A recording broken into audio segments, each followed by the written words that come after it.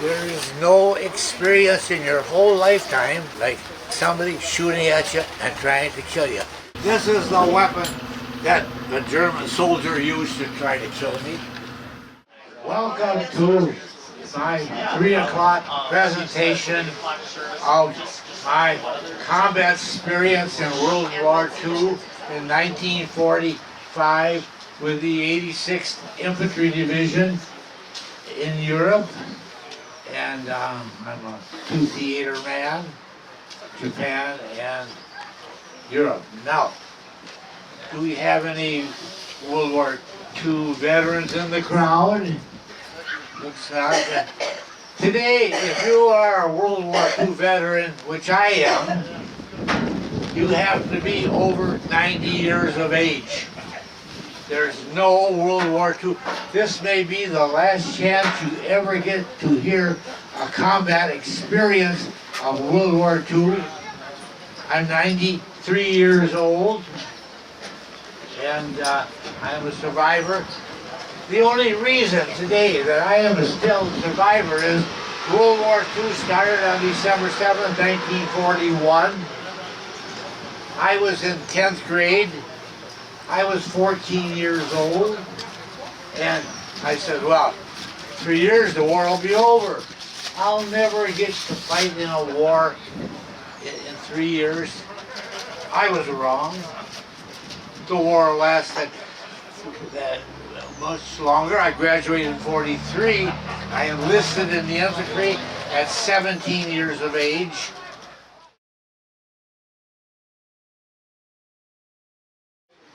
As you can see on my left shoulder is the 86th Division Black Hawk patch. The Black Hawks fought in World War I in Europe. It was a Wisconsin division. And in World War II, it was a Michigan and Wisconsin division. My father fought in France in World War I fought in World War II with my sister, who was away, and I'm a two-theater man. I fought in Europe, and we were transferred to the Philippine Islands, where we were to land on the northern island of Honshu in 1945. If the atom bombs were not dropped on Hiroshima and Nagasaki, today I would be buried in Japan. Our division was landing on the northern island of Japan, and the war, the dropping of the bombs, Japan surrendered. After the second bomb, they surrendered. So I sat in the Philippine Islands. I thought I sat around and turned me back home, but they did. I had only 32 points to get out, and you needed 85 points to get out at the end of the war. 2 points for overseas service, 1 point for American service, and so much for every medal you won.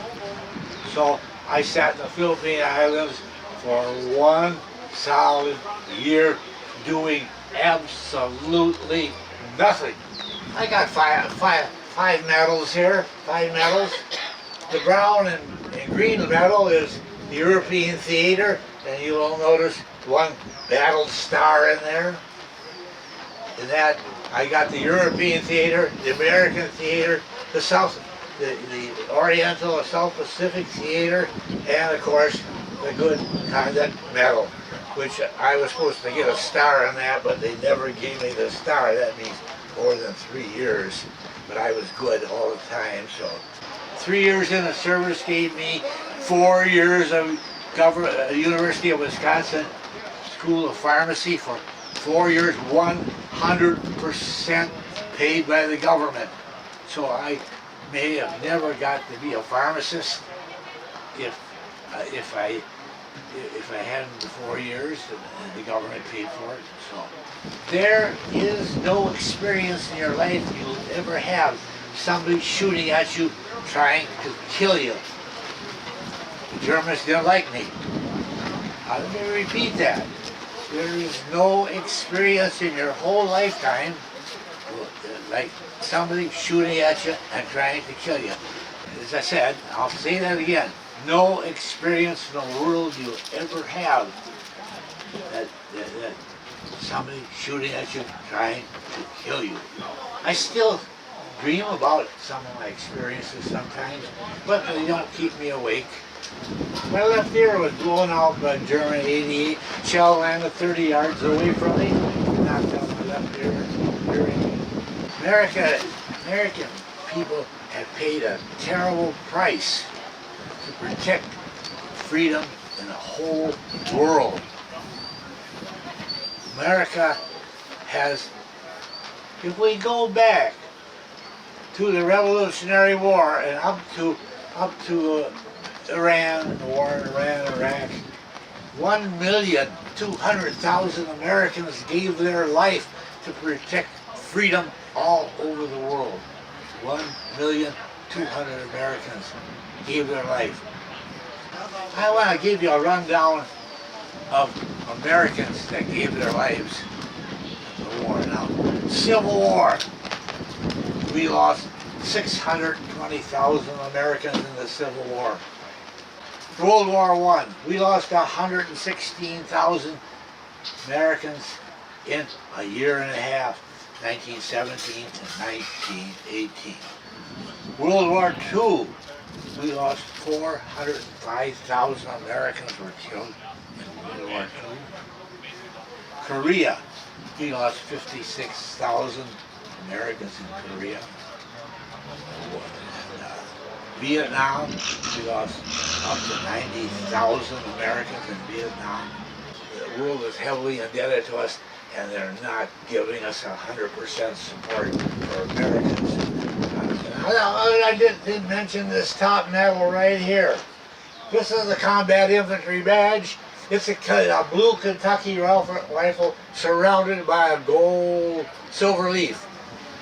This, the first time a German shot at me and tried to kill me, I won the Combat Infantry Badge. Great good news. I was still a frontline soldier.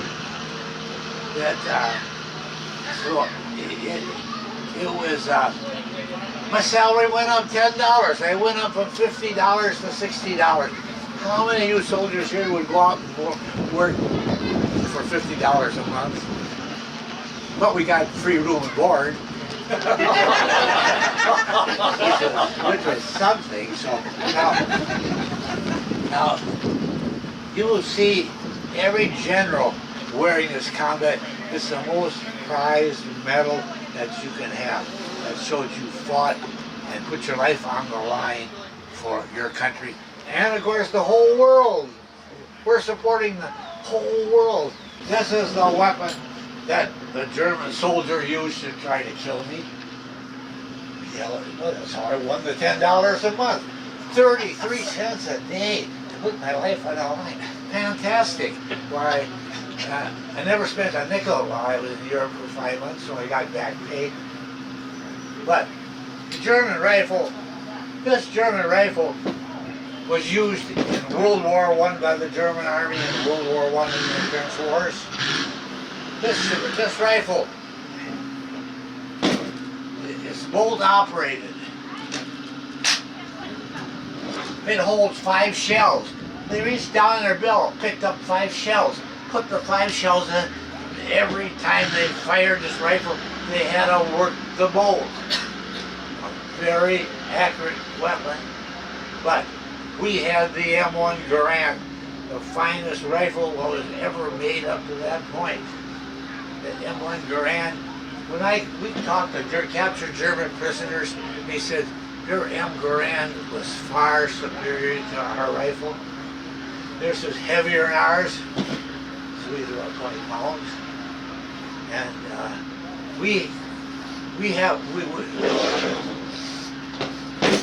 Germans had a belt around, they picked up the 5 shells and shoved it in there, rammed it home. That our M1 Garand was a semi-automatic 8-shot rifle.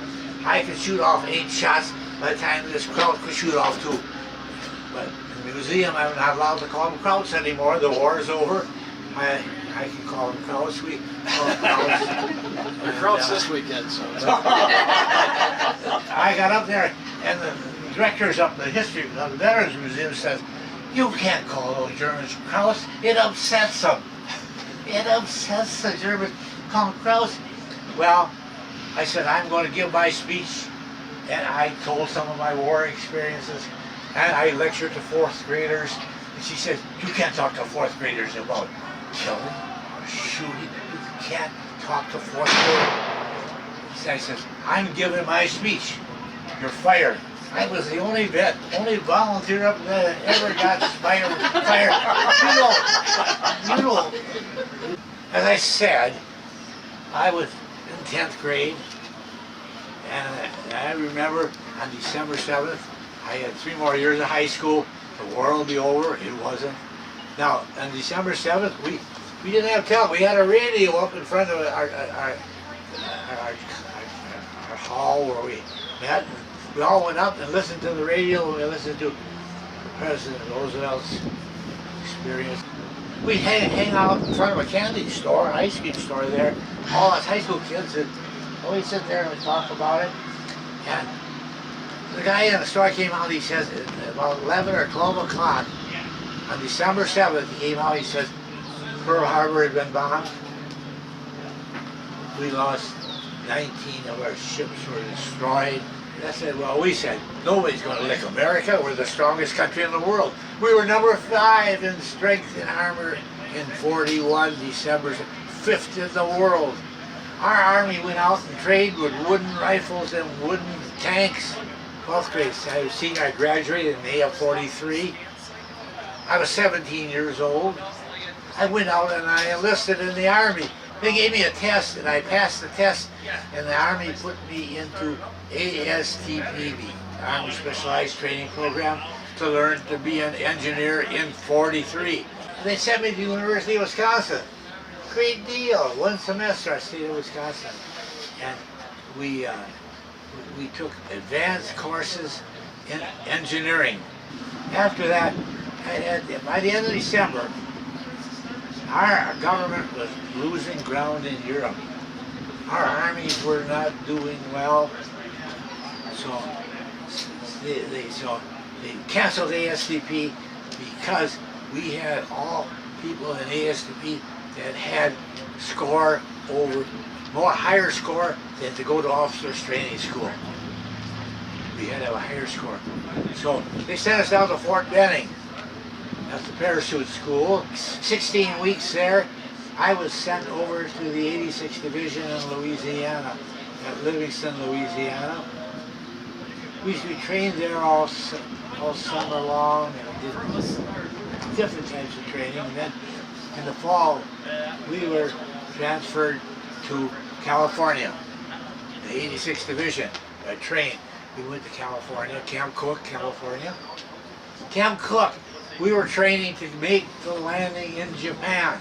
That's what we were training for. We took us out in ships. And we landed on San Clemente Island. We were on troop transports. We climbed out over cargo nets down into Higgins boats. And we landed on the beach. Airplanes would come in and drop flour bags or something, and we landed on the beach in those little boats. We were practicing beach landing to land in the island of Heinz. Thank you. We got another crowd. The war in Europe was going bad. We did not take over Germany. The war had stagnated. So they decided to send the 86th Division over to Europe. We loaded on trains out in San Francisco. We got as far as Salt Lake City. The train pulled over on a siding at Salt Lake City. For 2 days we sat there on the siding. We stayed on the train, we ate on the train, and everything. And the conductor came by, I says, why did we sit on that siding for 2 days?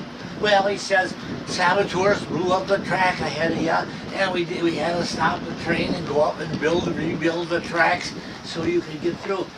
You didn't see that in the newspaper. That never showed up in the paper. I'm sure the government didn't put news like that on the paper.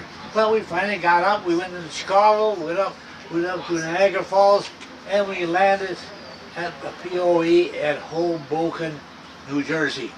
That made me worry. I says, by tomorrow night, I could be dead. Now, if they sunk our ship off the coast, the water was 35 or 40 degrees. They told us, you will be dead in 15 minutes from hypothermia. I said, no, that's not too exciting. We had to get out of Hoboken without those German subs around Hoboken out there trying to sink our troop transport. So we loaded at night and we took off at night and we headed up to Newfoundland. We got by the German subs at Newfoundland. We formed into a 40-ship convoy. We had baby aircraft carriers, we had cruisers, we had destroyers. We had 40 ships in the convoy, and we took off for 11 days to get to England. And you get 2 meals a day on board the ship. We slept on bunk beds. Now, the lieutenant came down to visit us platoon one day. He says, you know, you all got supplied life belts, little bands that fit around your waist. You squeeze the front, the CO2 blows the thing up, and you float if you get off the ship. But that was not, he was not real encouraging. He says, oh, just throw away the life belts, you won't need them. You'll be dead in 15 minutes, so you don't need the life belts. So, but if it made you feel better, you could wear them, I suppose. But it wouldn't last 15 minutes. Our ship had 8,000 of our 16,000 of the 86th Division on that one ship. We were sunk right in the middle of 40 ships all around. We were the most protected ship with the most, and the aircraft carriers had airplanes tied to their deck. We got out into the ocean with that, and we get 2/3 of the way, and we could start hearing depth charges. The destroyers around our convoy were picking up echoes from submarines that were tagging along our convoy, and you could hear the shudder and the noise from the depth charges. I put my hand on the gunnels of the ship. I could feel the gunnels of the ship just vibrating. It probably was a mile away where they were dropping the upside. I could feel the charges. I went up one night on the deck. The deck was covered with little pontoons and little webbing stuff. They had the whole deck covered with things that would float off from our ship. If the ship went down, these things would all float off and help to save your life. That was kind of scary. We got over to England. We came all across, and we went south of England with our ship. We broke away from the convoy. We came up the English Channel all the way. Now, our ship commander was smart. He hugged the east bank of England, and he went way up England, cut over, and came back, and we sat off of La Havre, France at night. We loaded up our field packs, rifles, and helmets, and we went on the ship, and we climbed over onto cargo nets down the side of the ship, and climbed down into little Higgins boats, and we were transported over to the port of La Havre, France. I saw the harbor. There was a sunken submarine over here. There were ships sunken all over the harbor, the town. And we got onto land, and we loaded it on 2.5-ton trucks. And the town of La Havre was completely dead. I didn't see a cat. I didn't see a dog. I didn't see a light. I saw the town was completely leveled. A few chimneys standing here and there. That was our first sight of war damage. It was very disheartening. Completely disheartening. We got called into action about 2 weeks later. And we were called, I got pictures of the factory that we were in that book. This factory was built by the Germans to convert coal to gasoline. The Germans were always short of gasoline. All they had was the oil fields, and we'd bomb some of those derricks once in a while. They had Pulaski, and you know, when Germany called the December 15th attack on Bastogne, the tanks only had a half a tank of gasoline. They were short of gasoline, and you can't run an army without gasoline. So they had the Ardennes forest in front of Bastogne stretched for 80 miles. The Hitler figured he could get up to Norfolk and capture our gasoline supplies there. He could continue the war. He was wrong. He had 100,000 Germans, and the Germans attacked, and they ran into Bastogne. That's when the 101st Airborne stopped them there for 30 days. They had the Bastogne completely surrounded by German tanks, and they were headed out. And so the Germans kept shelling the place. The 101st kept running out of ammunition and artillery shells. We couldn't drop any shells. We couldn't airdrop to them because for 10 days the weather was bad. In December it was snowing, it was raining, the roads were bad, and they couldn't drop supplies to them. So it was a matter of time until they ran out of ammunition. Now the Germans sent in a truck, a jeep with white flags. There was a 42-year-old general there, and they went to him and they said, surrender? We're not going to surrender. He wrote one word on the surrender bulletin, nuts, N-U-T-S. He took that back and gave it to them Krauts back in that car. And the Krauts didn't know what it meant, and they went back. They had the white flag up. They went back, and the war continued. So the tanks got in for 3 days, and they ran out of fuel. Our tankers with new 88 guns on it, new 90 millimeter guns, could now take out the German tanks which had 88s on their tanks. We wiped those German tankers out right there and then because they ran. Germany had 30 plants in Europe where they were converting coal to gasoline. They really,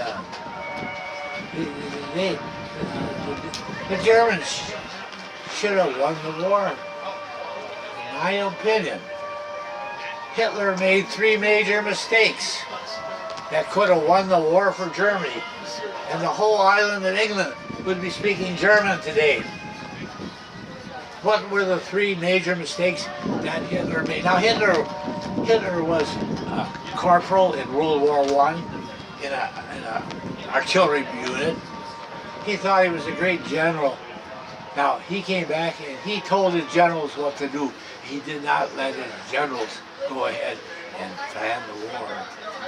Now, his first mistake was transporting Jews to Bergen-Belsen, Auschwitz, Dachau, to the 2 train loads a day, loaded with Jewish people that were sent over to be killed. He should have put those Jewish people to work, and they would have worked in his factories and built all this stuff. He was wasting trade power going east when he should have been taking those troops to the west to arm the coast of Florida for the coming invasion. So that was his major mistakes. Now, his third major mistake was he got into Russia. He was all the way up to Leningrad or Stalingrad, and the Germans attacked the city. We were into Leningrad. We went in there 2 times on a cruise to see the city.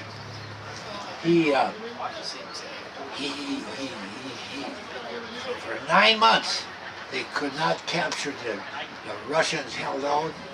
The Russian people were starving. They shipped all their kids back into the mountains, got them out of town. And Jodl, the German general, says, we can't take the city. We should pull out we should pull out 100,000 of our troops and bring them back into Poland to help defend Germany. Hitler was kind of thought he was a great general. He said, no, I want those Germans, they didn't capture us. I want them to sit there and hold their positions right outside the city until they're killed. The Germans finally surrendered. The Russians captured 100,000 Germans right there that should have been back in Germany, defending Germany. They took these up into the mountains in Russia after the war. Of the 100,000 prisoners that were taken, 100,000, only 6,000 survived. Tries the harsh weather and 6,000, 94,000 died from the Russians' hands. They didn't like each other. They just didn't like each other. Now, okay. Now, we moved up in this position, the pictures of the factory in that book there. We moved in the position. We were on one side of the river, the Germans were on the other side of the river. So our generals said, well, let's send a platoon across the Rhine River in those little rubber boats and see if there are any Germans over there. They found Germans. Now, our second platoon, I was in the first platoon. I was the lieutenant's runner, radio man. The second platoon, the lieutenant volunteered to take his second platoon across the river. He's working with Bucky. He's going to be an Army man. He's West Point graduate. He wants to get a medal. He wants to win a medal in the worst way. A couple times he tried to win a medal. So they went across the river. They found Germans over there. There was a German machine gun there sitting on one side there, and it opened up on their platoon. One of my good friends, a corporal, got killed over there. He turned his BAR, which we've got a BAR over there. You want to go and take a look at it. He turned the BAR on that machine gun nest, and he took that machine gun nest out. They got in the boats, came back, and they only lost that one man. So then the orders came out. We're going to attack up into the Ruhr area, the industrial area of northern Germany. So they were going to pull our division off the line on the Rhine River and up. Now we went to an attack phase, and we got to a little town called Hilkenbach. We captured the town, Hilkenbach, and that night we stayed. And there's a motel there, like a little hotel there. We stayed in that hotel and that night before we moved out the next day. Now, you can sleep in the basement. You don't sleep on the top floor in your right mind. We all slept down in the basement on the concrete floor. So, if a shell hits the house and you're on the top floor, sayonara. And this is why we were staying there a day or two. Eisenhower came through our line, big motorcycles and wagon, kind of staff car. He was riding up to the Ruhr area to look at the battleground. Eisenhower went through our lines. And so there was a brewery in that town, and they took that Male over that brewery in 1 week. We picked up 18 barrels of beer that day, and we drank. And the guy that owned the place, he stayed there and served the bar. He just said it was his place. He was the guy to protect it. He served the beer. Now, on the road, as we fleed to France, and we freed Polish prisoners that were working in their factory, and they were streaming down the road, headed back to Poland. They were in rags. They were just terrible condition. But 4 of our guys in our platoon could speak Polish, and they brought some of them women back into our bar, and they did a little dancing, and they could speak fluent Polish, so they could converse to these women that they brought back with them. And I don't know what else they did, but they could converse. And now at night we could hear these Polish people looting through the houses and the stores, and they were attacking the Germans. We did not stop them. 4 years. They were persecuted by the Germans. If they wanted to kill the German people, we didn't care if they killed them or not. They go into houses looking for food. We're on the move talking about food. The Germans make this German sourdough, black dough bread. Have you ever tried German sourdough bread? First, I think we went to the first house. Your best sergeant never catches up with you. He gives you some C or K rations, which are over in that tent over there. And they give you a C or a K ration. It's a full meal in a box or a can. So we go into these houses and loot the houses. Go down to the basement. The basement is full of canned goods. There's peaches and pears and it's full of homemade breads. And you go out in the hen house and pick up a bunch of eggs. But one time we captured a warehouse full of crates of eggs. Every platoon got a full crate of eggs. We got a whole 30 men, a whole crate of eggs. That morning I sat down in this house. The German housewife was still in there. She was frying eggs. I ate 1 dozen eggs that day, brother. She kept frying them. I kept eating them. And normally you have to go out and fry them yourself. But she was frying them. We went in. Now the supply sergeant laid out cases of hand grenades. He had a box that says, help yourself to all the hand grenades you want. This is an Army hand grenade. I picked up 2 grenades, hook them on my belt. Now, a hand grenade weighs about 5 ounces. It's serrated, so when it explodes, it sends out thousands of pieces of shrapnel. And this grenade will kill a man in 15 yards or wound him in 50 yards. Now, to fire this hand grenade, notice there's a piece of metal here. You grab that piece of metal and hold that down. Pull the pin and you throw the grenade like a baseball. In 4.5 seconds, this grenade will go off and hopefully use it in city in close combat. If you go into the house, you throw a grenade in first. I'm not sure it's safe to go in. That's this is a grenade launcher. You put the grenade in there and you shoot it off the end of the rifle with a blank and it goes 100 yards. And you can shoot at a machine gun nest or something else. My mother sent me this dagger. It's got my name on one side, serial number on the other side. I would carry this dagger in my boot. Tap it to my boot. Now, I only used it once, and that was to kill a chicken. We were in this farmhouse, and the sergeant said, "Come on, go out in the barn and get us a chicken. We're going to have chicken tonight."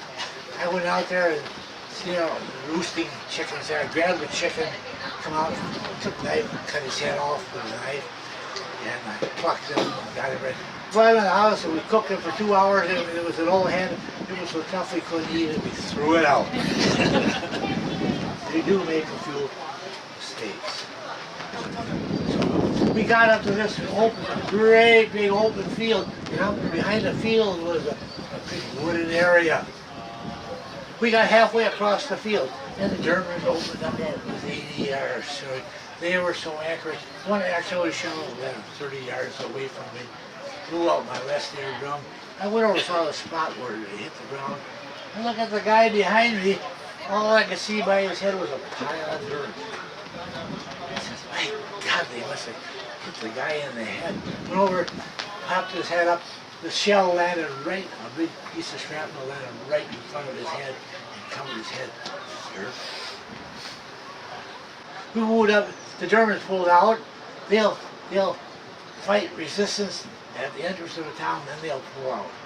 And we went out into the woods, and we got up in the woods, and the Germans started sending tree bursts on us. Now a tree burst, a shell that blows up on top of the tree and it sends the shrapnel down. So this pistol, I'll tell you how I got this pistol. This is a beautiful pistol. It was made by the Skoda Gun Works in Czechoslovakia. And when Louise and I was over there, we were in Czechoslovakia, and I had my video camera on. I look up there, and there was a sign, Skoda Gun Works. I turned the camera, I got just a quick shot of the sign, Skoda Gun Works. Now, how did I get this pistol? This pistol has got the officer's name top thing right here. The officer said, I get in the cell, there was an officer standing there and 4 or 5 enlisted men. The war was coming to an end. They wanted to surrender. They raised their hands. And the officer took this pistol belt off and he threw it on the floor. I reached up and picked it up. That's how it happened. Every soldier got 2 dog tags. He would say, hey Tom, why would you need 2 dog tags? Why not just one? I said, why do you need 2? This dog tag has my name, serial number, blood type, and religion on it. Now, if I happen to get killed, the lieutenant comes over, he cuts one off of your neck, puts it in your mouth. So, when the grave reapers come, they know who the person is that got killed, and they put it on your tombstone. After we got across the Danube, we went into the town there, and we went into a house where we were going to stay for the night. First thing you do, you clear the house, be sure there's no krauts in there. Go in, the people that hold the house, they showed us each room, there's no Germans there. We went up the steps to the 2nd floor. We opened the bedroom door, and we looked at the door, there was a big king-size bed, 3 little kids, about 8, 10, and 12 years old, all stood up and raised their hands. Very sad. The parents told those kids, you raise your hands, the Americans won't shoot you. We would shoot kids anyway. But that was probably one of the most saddest. Now I told the sergeant, I says, well, we kicked the Germans out, and we kick the kids out, we'll sleep in the bed. No. He's a tough old sergeant. Let the kids have the bed. We went out and slept on the floor. When you sleep in a bed, you lay your helmet and rifle right next to the bed. You don't take any clothes off. You leave your shoes on. You can get up, grab your stuff, and move immediately. So then the war ended. There is no experience in your whole lifetime like somebody shooting at you and trying to kill you.